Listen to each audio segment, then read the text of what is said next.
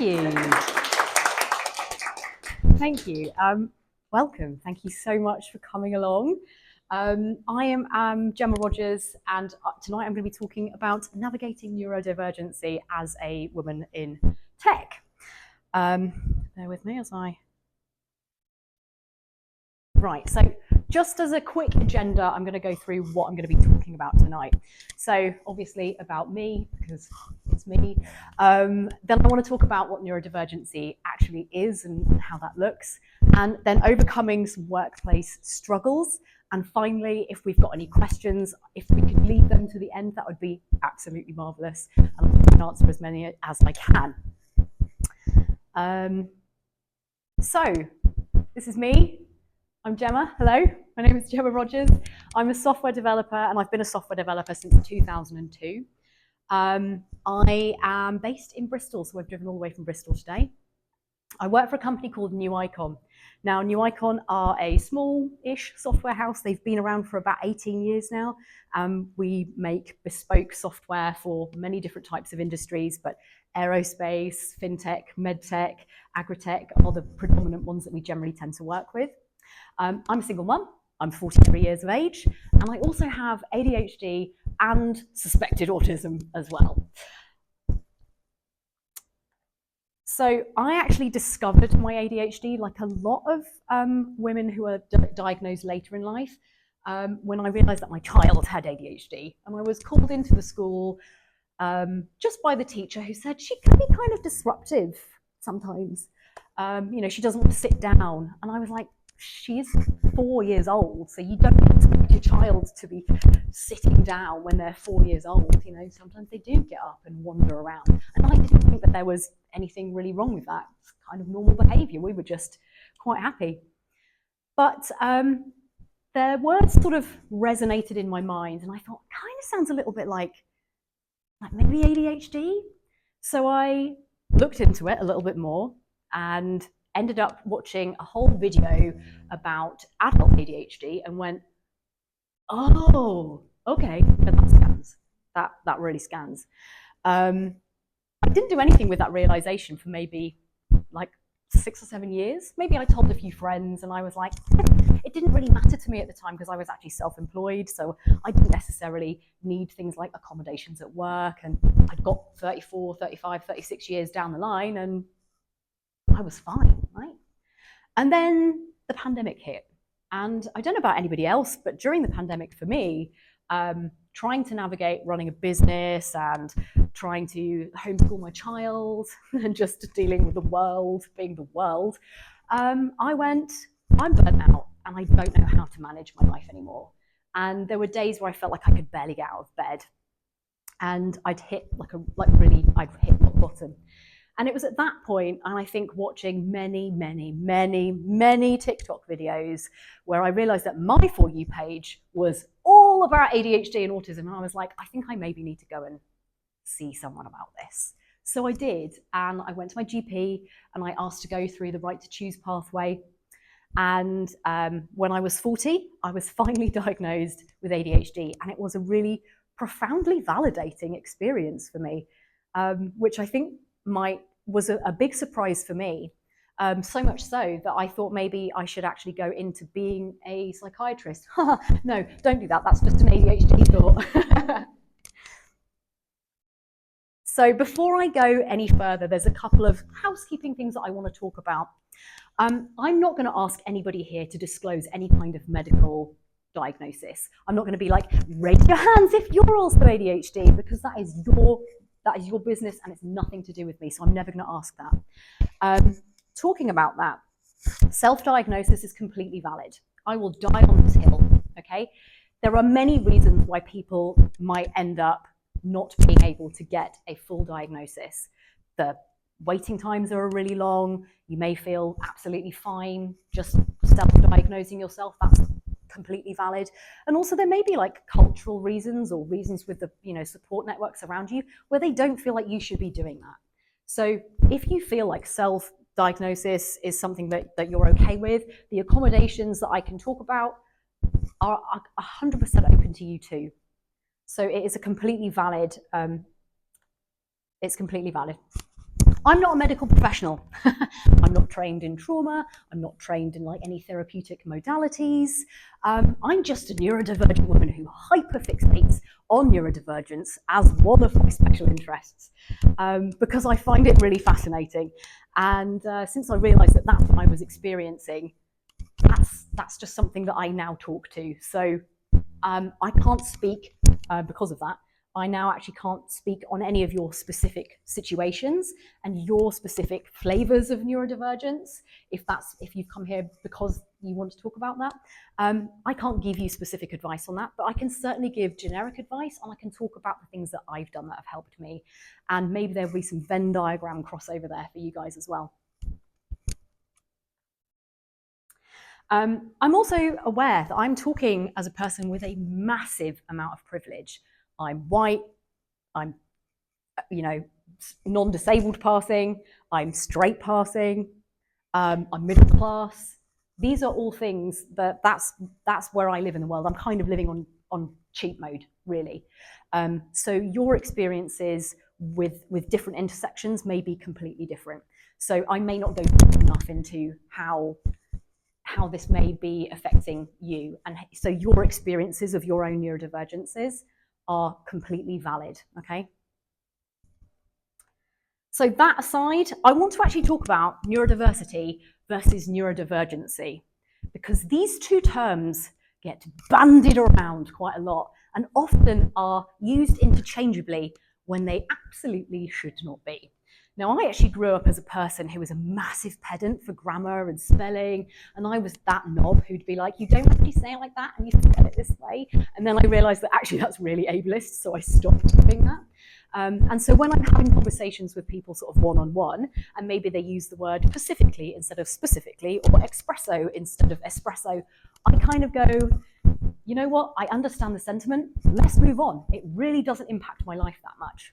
But when we are talking about people and groups like neurodivergent people, for example, we are a minority group, and we are people who have historically been denigrated, and for many people still are. So I think it's really important to get incredibly specific about the language that we're using while we're bringing this to the world. So the first thing I want to do is, if we get rid of the stem of that word, you've got diversity and divergency. Now, we all know that these are two words with two distinct meanings, okay? So diversity is, of course, the fact of many different types of things or people that are being included in something, in some sort of group. And divergency is just the act of moving away from a different direction, from a central point or a common point or an expected point, okay? So when we apply this, if we think about diversity from like racial diversity, for example, if that's a group of like 10 white men, is that a racially diverse group? No, it's a rather homogenous group. It means it has to include everything, or a subset of those sorts of groups of people of the larger set, okay? So when we're talking about neurodiversity, what we're talking about is all different types of brain cognition, and this includes neurotypical people as well. So when most people say, I'm a neurodiverse person, you're not. What you're actually saying there is that you are simultaneously neurotypical and neurodivergent at the same time. And believe me, I've tried it, it doesn't work. You are a neurodivergent, and you may be multiply neurodivergent, but you are not a neurodiverse individual person. Neurodiversity includes everyone, all types of brain cognition, including neurotypical people and neurodivergent people as well. So what type of things are neurodivergency? It's a massive umbrella.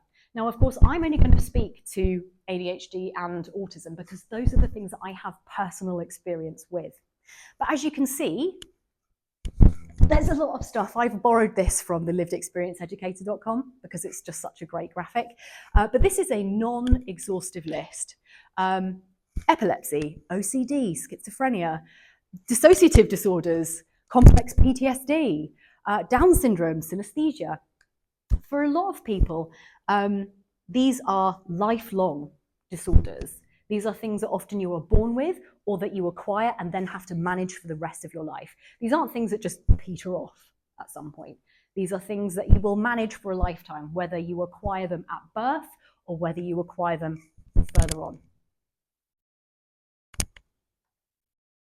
So in tech, 53% of tech employees have or believe they have some form of neurodivergence. Now, just to be super clear, the general population believe it's between 15 to 20%. So it is more than twice as popular, I say that, within the tech industry. I think that there'll be a lot of us here today who go, yeah, that totally tracks. The problem is, though, that tech employers only believe it's 3% of their workforce, which is absolutely bananas.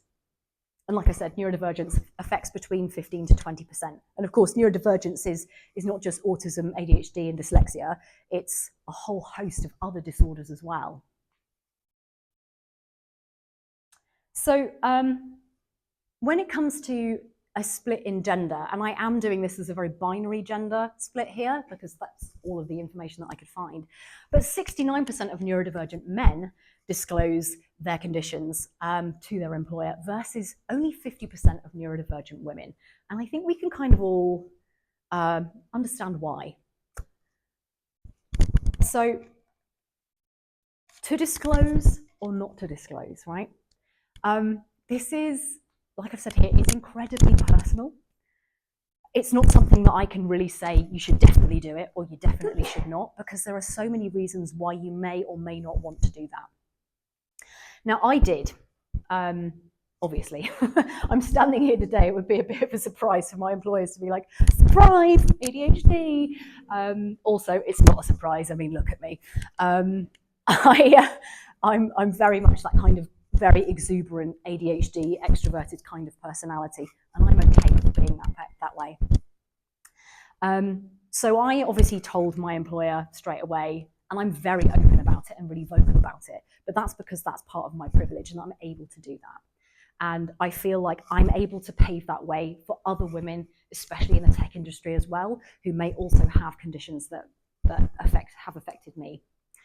So if I can stand up and say something for somebody and make somebody feel less alone, then I've done my job. So here are some reasons why you might want to disclose having neurodivergence to your employer.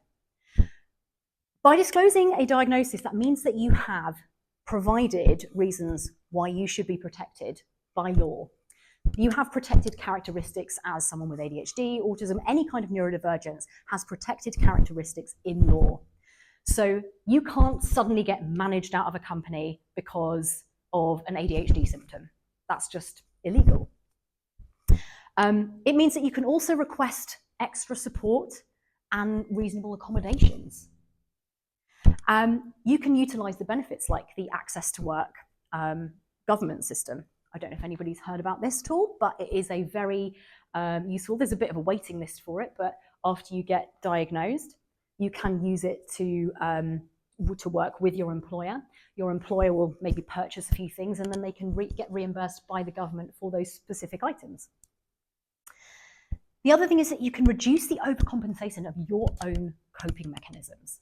It's really difficult being a neurodivergent person living in a neurotypical world, and especially working in the office. There are so many things that we are having to do all the time just to filter stuff out. And by being honest about who you are and the things that you might need, you can reduce that level of overcompensation that you might put in the office. I say in the office, but just in the workplace in general. And you actually raise awareness and understanding of your condition for other people in the company who might also be experiencing similar things as well. So some of the reasons that you might not want to disclose are kind of big, right? And these are risks. There are genuine fears and worries about discrimination and the impact that that might have on your career progression. There is the possible stigma, misunderstanding of neurodivergence with colleagues or managers or whoever else is working with you. If you are going down a legal route, that's expensive, and it's time consuming, and it's energy consuming. And as a neurodivergent person, I can tell you something. I get home from work at the end of the day. Do I have time to phone up my lawyer and have a bit of a chat? No, I don't. You know, that's not something I can do. You might also just not want to share your own private medical diagnosis. It would be a bit like sharing a PIN number, really. And like, your medical diagnoses and your medical records are for you, right? You don't need to share that with anybody else. And it may be that your workplace just offers enough accommodations as it is, and you don't need the additional support, so you don't need to disclose it. Or you accommodate yourself, and you're self-accommodating, and you have quite low support needs, so that's why you might not feel like you need to do it. I do share the sort of the main ones, though.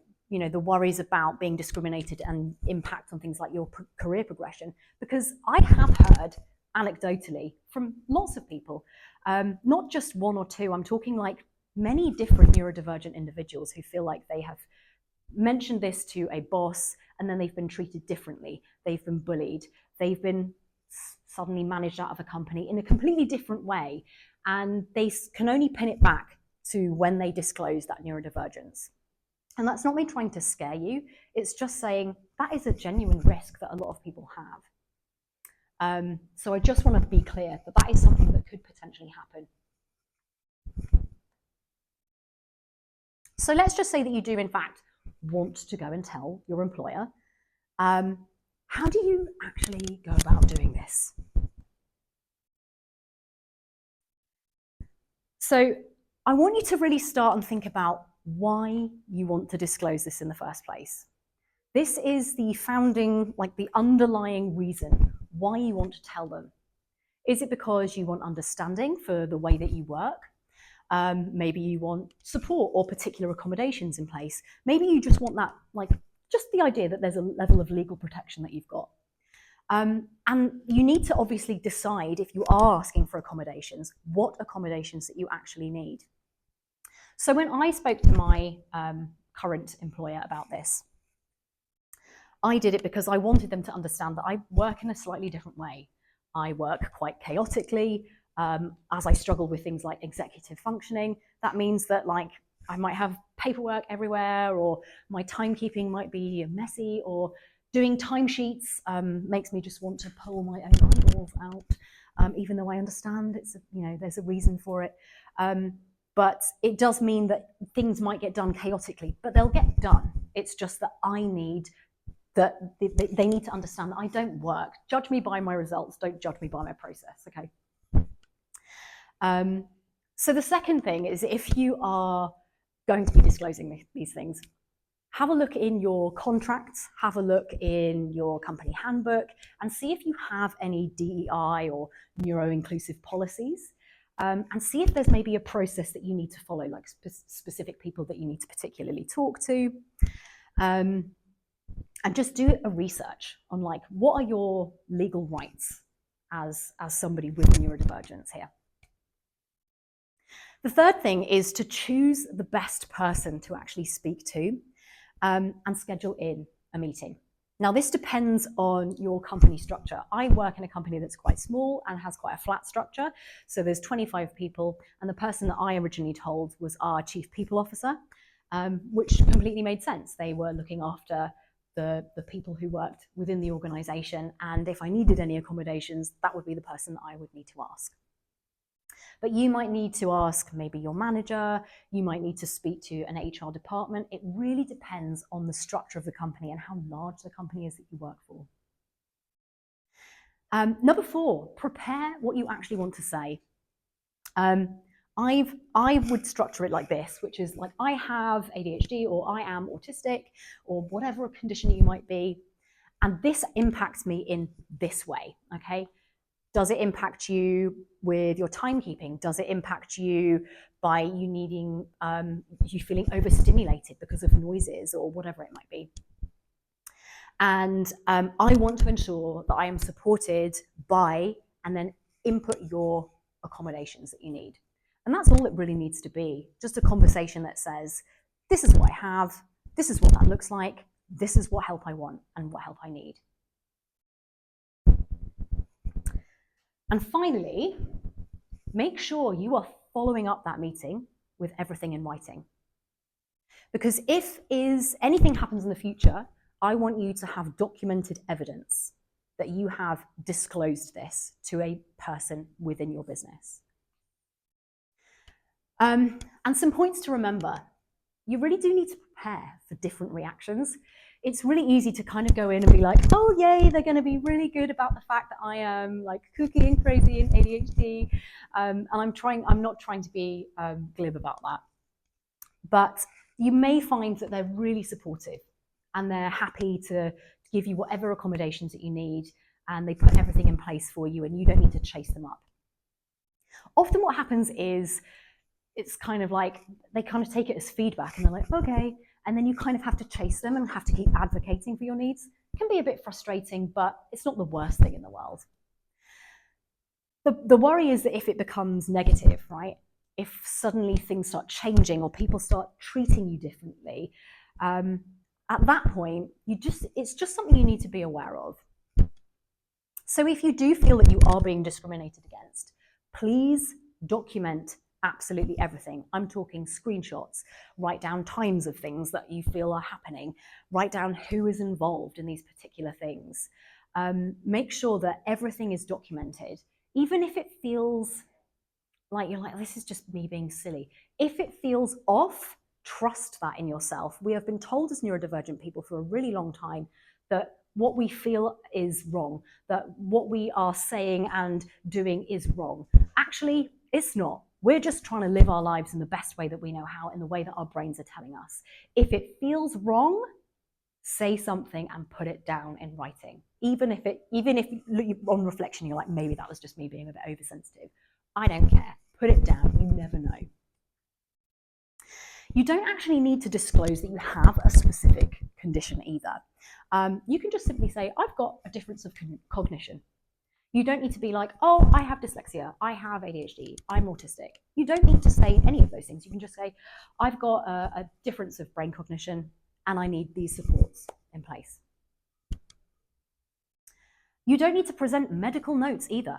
No one needs to be presented with some like doctor's letter that says they definitely have this. That's not for them. They just need to accept what you're telling them. And you are entitled to ask for any accommodations that make your working environment and your work as equitable as it can possibly be, okay?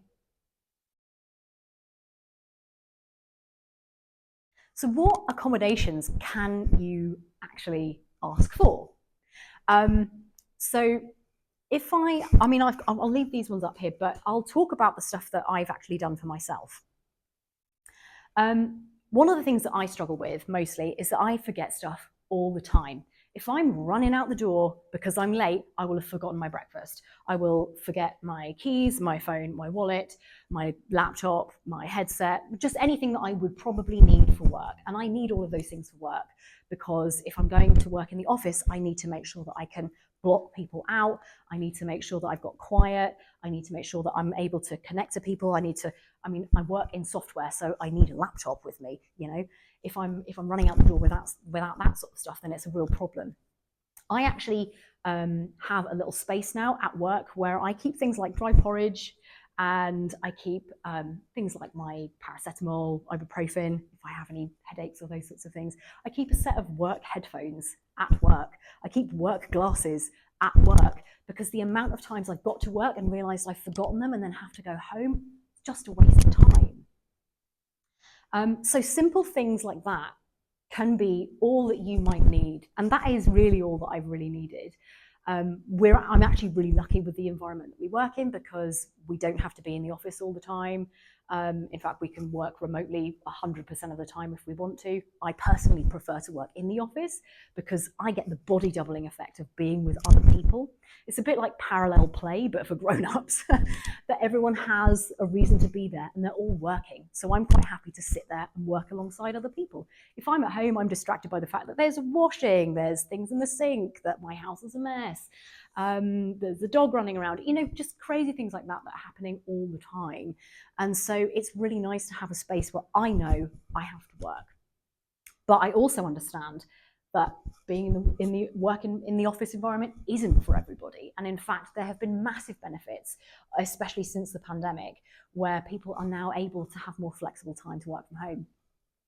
But if I just go through these couple things super quick. So working location preference, like I said, work from home, work from the office, work from wherever, right?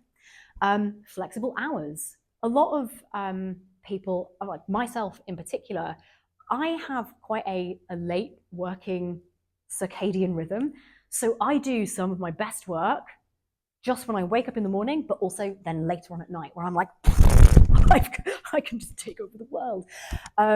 So if you have like a split in the middle of things, and you're able to do that, as long as maybe you're covering some core hours and you can agree that with your work, great. Having preference of like written communications over things like telephone or Zoom calls, not having your camera on for video meetings, movement breaks. I need that. You can tell I like to dance around quite a lot. Clear agendas. Clear details of things like events, for example, ahead of the time. Not doing things like jumping into your emails and being like, have you got 5 minutes for a call? Because I don't know about you, but that instills a fear of God in me. Things like noise cancelling headphones is a great thing to ask for. Additional processing time, because for a lot of neurodivergent people, we have a delay in our processing time. We need a little bit of extra time to think about what's been said. And things like meetings just being recorded and transcribed. The AI can do all this stuff for us. It's really, really simple. A couple of other things as well. Having STEM toys and them not being like made fun of. It's something to keep your hands at the movement there. And in fact, there's one big reason that STEM toys actually work, or playing with things or twiddling your hair or whatever it might be. And it's because as you are using your hands, you are increasing blood flow to your prefrontal cortex. So while it may look like you're not focusing on stuff, you're actually focusing on stuff much more because you're increasing the blood flow to your actual brain. Things like regular scheduled one-to-ones, so useful if you need to have extra support and making sure that you're hitting all the targets that you need to be hitting. Any additional training or coaching, this might be, just for the specific role that you're doing, but it could also be for things like specifically for your ADHD. And I say ADHD because that's obviously something that I have struggled with myself. Maybe having and asking for anti-discrimination policies at work. And things like closed captions for videos so that you can follow along with the captions as well as the video. What I would really love is to actually have a workplace where you don't need to disclose any of this kind of stuff because the basic accommodations are already in place. And what I mean by this are things like just work from wherever. Like you don't need to be like saying come into the office 2 days a week or 3 days a week or whatever it is. Just work from wherever. Work from wherever suits you. If it's in the office, great, come in whenever. If it's from home, great, stay there. Massively flexible hours. Results and outcomes assessed, not process assessed. And this is what I was talking about before. So for me in particular, my processes are like all over the place and they can be a bit chaotic. And so for a lot of people who like to follow a very structured process, it can be quite a mess to watch. But if you look at the end results, my results, I always bring results, right? Making sure that communication preferences are something that we are asking people as soon as they join a company. How do you prefer to be, to be spoken to? Or do you prefer email? Do you prefer, a Slack? Do you prefer to be pinged? Do you prefer WhatsApp? Or is that like not allowed? Just having those sorts of things is so important. Inclusive meeting practices. And what I mean by this is, like I said before, not jumping in to somebody's email and being like, can we talk? No, let's not do that. Let's say, hey, I really want to speak about a particular project or a particular specific item. Here's just a couple of things that we're going to be talking about. These are the people who are going to be there. So you don't feel ambushed. Zero tolerance for discriminatory behaviour. And this is across the board for any kind of discriminatory behaviour, but especially for things like with neurodivergence.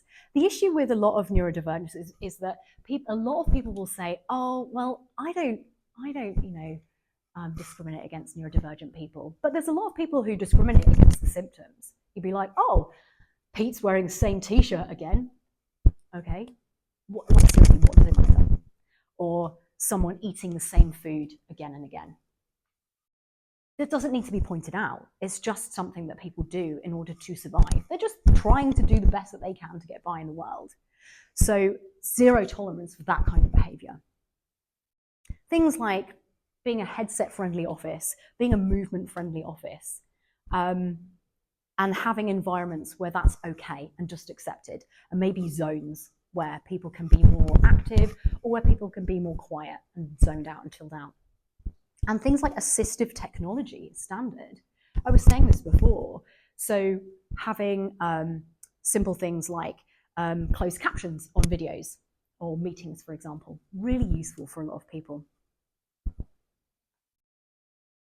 So thank you for coming to my talk. I really hope that if I can just make one person feel a little bit more like they're okay. I think for so long, many of us as neurodivergent women in particular have just been told that if we try harder or if we just do better or if we think about things more, that we'll be okay. But we're never going to be able to beat ourselves with a neurotypical stick of, perfection. It's just not going to happen for us.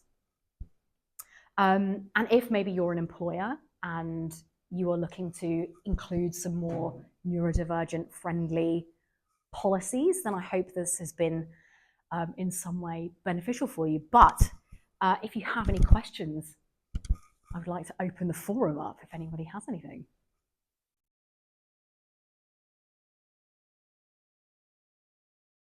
Yeah.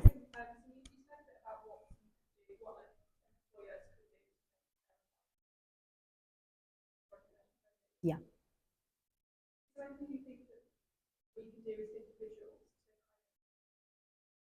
to make it easier for professionals? I don't know if there's anything that anyone's done for you which has made you feel particularly kind of outside of specifically acknowledging. Yeah. I would say for me personally, there's a couple of things. And often it's just checking in.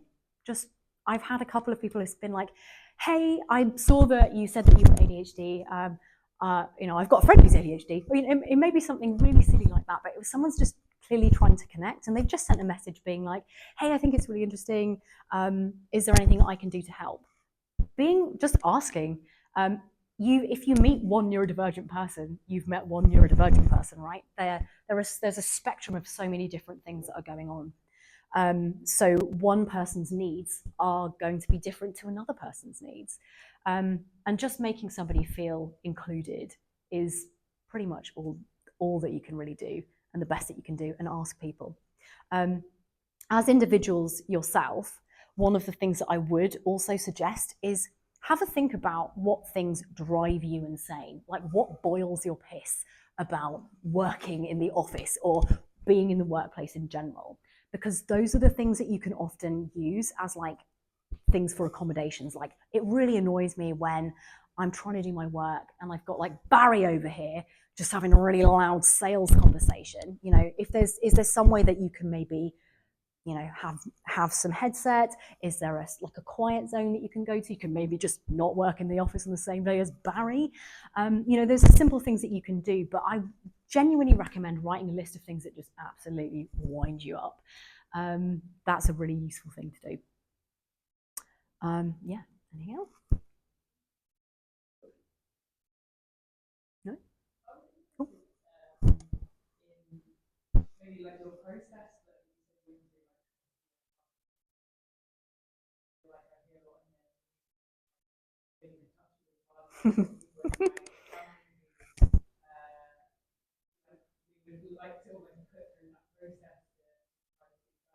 Yeah.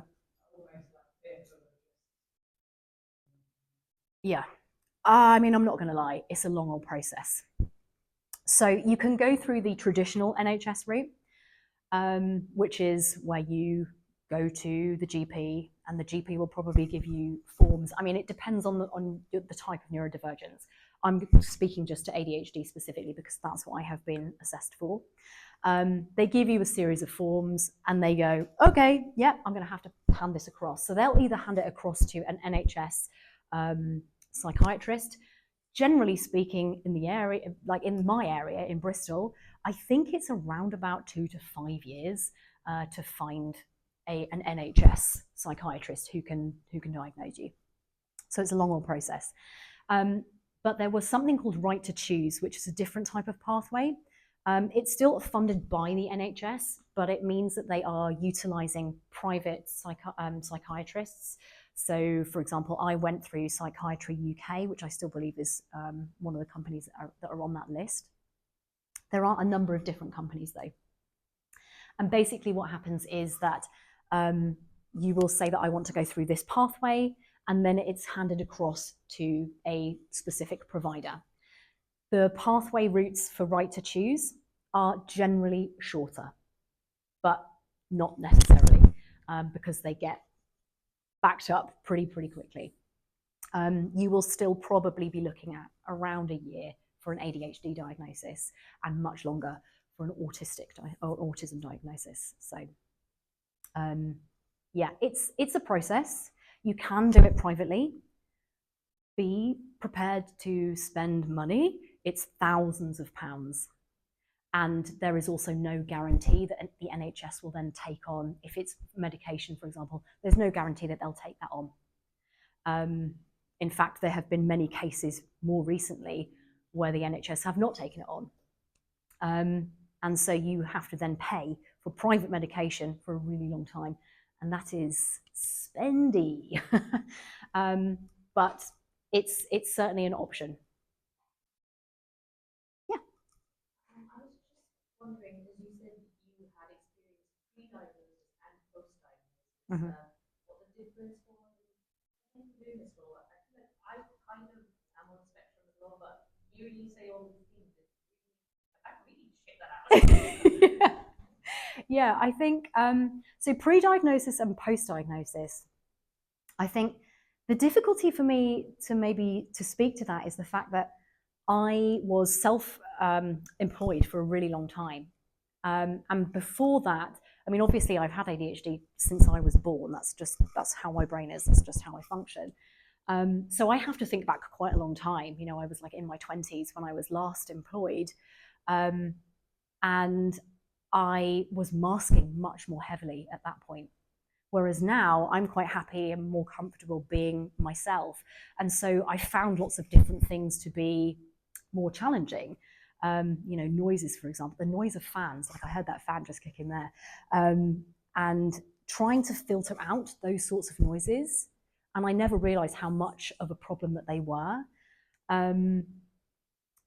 Yeah, it's maybe quite difficult for me to speak to that in particular, because there was a big period of time where I was just at home by myself. So I was able to make those accommodations and learn in my own sort of safe space. And then going back into the office was wild. it was a real change. I don't know if that answers your question or. Yeah.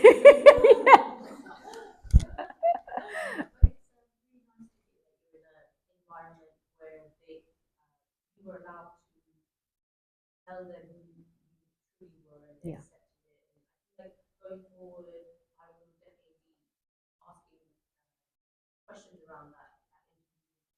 Yeah, I think that's really important. It's one of the reasons that I am quite open about these sorts of things, because if I did end up going to a different employer, I'd be quite happy and open to talk about that during the interview process, which I appreciate is wild for a lot of people to think. Because if I could sense that there's going to be any issue with me being a neurodivergent person, there is absolutely zero chance of me working there. And they'll be missing out, because there are so many benefits to being neurodivergent. You know, we're often really creative. We can spot patterns faster than most people would even realize that there's a pattern there. There are so many other things and benefits to being neurodivergent. But that's not me, by the way, saying that it's some sort of superpower, because I absolutely hate that. Let's be honest, I think a lot of people with neurodivergence do not feel superhuman at any point in their lives, and often feel like we are struggling just to manage the daily load. I'm a parent, so I've got a child who also has neurodivergence, by the way, because neurodivergence is as heritable as height. Fabulous. So these are other things that we have to think about as well. Like, if you are employing people who are neurodivergent, they've likely got kids who are also neurodivergent and on spectrums and what have you. So there's other struggles that they're going to have in their life as well. Yeah. Just on that point, actually, we have a lot of new and young parents within our company. I know you've spoken a lot about how accommodations that you can ask for yourself directly. But just on that point of having children that have specific issues or challenges, Mm-hmm. is there anything that parents can ask for around with employees or asking for support on that level, or is it just specifically if it impacts the person? So, I mean, that's a great question. I'm lucky in the fact that I've never really needed to ask for that kind of additional child support myself. However, I mean, if you have a child who has any kind of difference or additional needs, then, and you let your employer know, they kind of have to let you manage having a job and also looking after your child at the same time. It's something that you would probably have to take on an individual basis, and I think that would probably be the only thing that I would suggest is have a conversation with that person and see where they are, because there may be times where having a child with a neurodivergence as well might be a real struggle to try and manage. I've certainly had issues myself when my daughter was transitioning into secondary school, and that was a really difficult time where I wasn't necessarily able to be 100% at work all the time. But now, she's in much more of a better flow, but it's something that you just always need to be mindful of as a parent anyway. Anything else? Yes. So you mentioned, I think you mentioned you were Yeah. Do you think it sort of came from being a parent, or became more prevalent? I'm just asking, I have two questions. Sure. How do you work with others on the spectrum? So, for example, OCD works for things a certain way, and then if I have a kid that's how do you manage the situation with other? That's a really great question. Now, I don't have much experience with things like OCD, for example, or people who have those requirements. So in any case, if there is somebody who would come to me with some kind of condition that I don't know much about, I'm going to do my research, and I'm then going to say, this is what I found out, what applies to you, and how can I assist you in making things more comfortable for you. If you are a person who is also struggling with having to deal with the chaotic symbiotic relationship of having a neurodivergent child and being an adult who has different types of neurodivergences, I would say that it is something that is a struggle, and it does come to light more because you are constantly then having to manage not just yourself, not just parent yourself, you're parenting a child as well. It's quite hard work. So you're juggling a lot of things and you're more tired. And so things will, your brain will stop functioning in the way that you are used to, right? If you have a kid, you become more tired. And they will, they'll potentially do things that stress you out, and you're like, oh my God, so you're just rubbing up against each other the entire time. So it's a way of you constantly just have to keep one foot in front of the other, trying to understand the differences that you might have as parent and child. And the other question that you were answering, just to answer that as well, yes, it was more prevalent as a parent because I was tired, mostly. But it wasn't that, I just assumed it was kind of normal and that I was just experiencing, I'm just a parent. But then when I figured out that my daughter was having these struggles as well.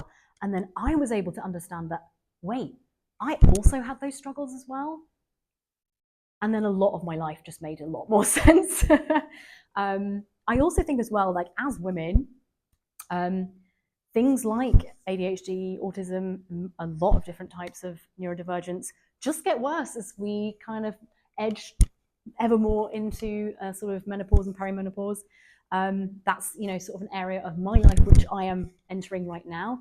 Yeah, let me tell you, just gets aggressive levels of ADHD.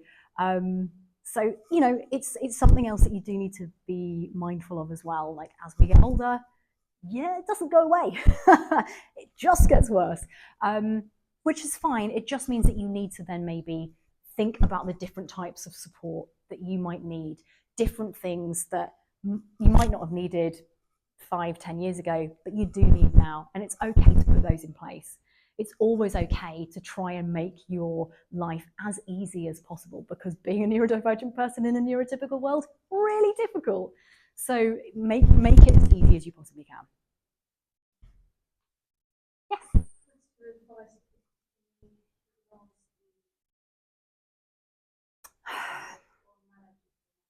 Yeah, I mean, I can't really give specific advice because I'm not a legal professional either. As well as not being a medical professional, I'm certainly not a legal professional. But like I've said earlier, make sure that if you feel like you're being, if things are going badly, that you're documenting as much as you possibly can. If you do have access to some sort of legal aid or lawyer, getting in touch with them, I think like ACAS, is it ACAS? I believe it's ACAS. They can give a lot of individual advice as well, which can be really beneficial. And if there are people within your company that you do feel that you can trust, you can talk to them about it or talk to other people. But it really it's up to you at the end of the day. I don't feel like anybody should have to feel like they're managed out of a company. You shouldn't have to feel like that. But I also understand that going through a legal process or raising grievances or whatever it might be, it's so hard. And so you have to think about if this is the place that you would really want to stay. So even if you did end up in a legal battle and you won, would you want to stay there? Probably not. So I would find an environment that suits you and is supportive of you if that is something that you are experiencing.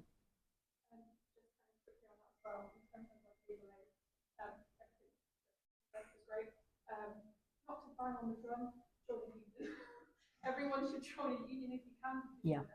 Have people support you in any of those grievances, and they can assist you in finding complaints against your employer if you have evidence documented and manage that.